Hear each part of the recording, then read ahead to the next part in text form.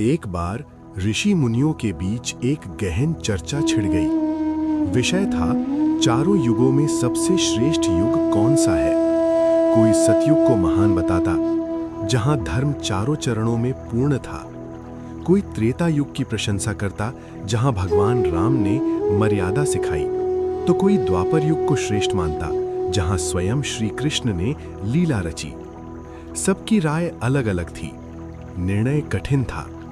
तब सभी ऋषि मुनि इस प्रश्न का उत्तर जानने महर्षि वेद व्यास के पास पहुंचे, जिन्हें वेदों का रचयिता माना जाता है। महर्षि व्यास ने सबकी बातें शांति से सुनी और फिर कहा, चारों युगों में कलयुग ही सबसे श्रेष्ठ युग है।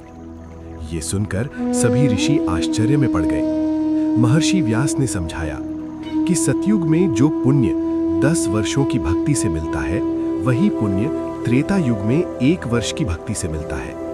द्वापर युग में वही फल 1 महीने की भक्ति से प्राप्त होता है, लेकिन कलयुग में केवल 1 दिन की सच्ची भक्ति से वही पुण्य मिल जाता है। उन्होंने आगे कहा कि कलयुग में मनुष्य कमजोर है, जीवन कठिन है, लेकिन भगवान अत्यंत दयालु है। इस युग में थोड़े से प्रयास से बहुत बड़ा फल मिलता है, इसलिए कलयुग को सबसे उत्तम युग माना गया है। ऋषि मुनियों ने ये सुनकर महर्षि व्यास को प्रणाम किया और समझ गए, जहां कठिनाई अधिक होती है, वहां कृपा भी उतनी ही अधिक होती है।